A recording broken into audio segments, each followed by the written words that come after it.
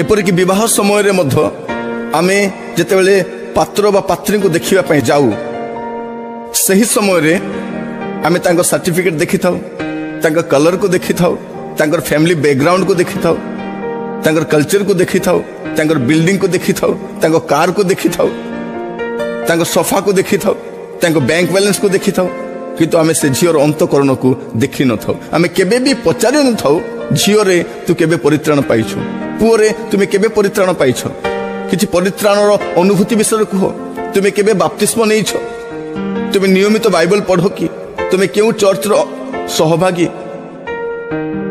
आपण विषय के पचारंती। आमे एगुडाक आवश्यक मने करूना। मु तो परामर्श दिए ख्रिस्टियान पुओ झियो माने मध्य ख्रिस्टियान पुओ झियो मान को विवाह करि माने मनते मु मना करे। जदि से माने परित्राण पाई नाहंती ताइले से ख्रिस्टियान पुओ किबा झियो हेले मध्य परित्राण पाई नथिबा अण ख्रिस्टियान मान को सहित समान। गोटे ख्रिस्ट विश्वासी परित्राण पाई नथिबा गोटे ख्रिस्ट विश्वासी को विवाह न करू। प्रभु को सेवा कार्य निमंते समर्पित पुओ झियो माने प्रभु को सेवा कार्य निमंते समर्पित होई नथिबा कोनोसी ख्रिस्ट विश्वासी को विवाह करंतु नहीं, नचेत आपण को सेवा कार्य परवर्ती समय ओहरी जीवाकू पड़िबो, अथवा आपण को सेवा कार्य निमंते आपण को सर्वदा कष्ट रो सम्मुखीन होबाकू पड़िबो। तेणु आपणकर सुविवेचना रे आउजी पड़ंतु नहीं। यह आपणकर विवाह निमंते प्रमाद अटे। अधिकांश समय रे आमे एहाकू गुप्त रे करिबा पई चाहू। पुओ झियो माने गुप्त रे प्रेम करंती, गुप्त रे संपर्क गठन करंती, गुप्त रे समाने गोटे सिद्धांत नियंती एवं परवर्ती समय रे पितामाता को बा मंडली सम्मुख रे ताहानी रखंती। जेतेबेले को सबु विलंब हो जाय थाए, से माने जेतेबेले एहा बाहर को आनंती सेही समय समस्त विषय कलुषित हो जाय थाए, एपरिक से सेठू बाहरी मध्य आसी पारंती नहीं। गुप्त प्रेम प्रकाश रे केबे भी ग्रहणीय नुहे। तेणु आपण गुप्त प्रेम रु बाहरी आसंतु। जदि आज मध्य आपण कोनोसी गुप्त संपर्क रे अछंती आज बाहरी आसी परिबे। आपण प्रेम 10 जन को करि पारंती किंतु विवाह जन को करिवे। एपरिक बाइबल विवाह पूर्वरु प्रेम को उत्साहित करे नहीं, प्रेम को अनुमोदन दिए नहीं।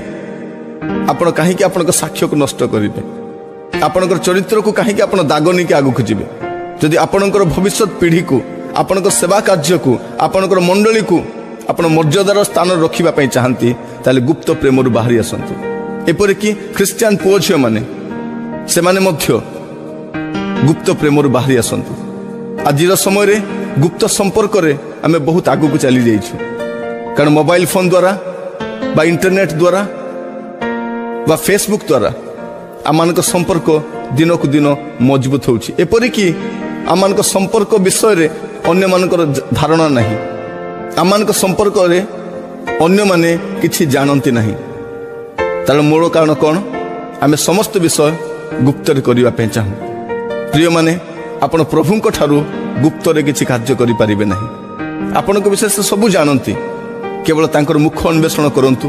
आपण जहा करूछंती ता ठीक ना भूल थोड़े तांकर परामर्श लोडंतु, आपण ठीक रास्ता आसी जिवे।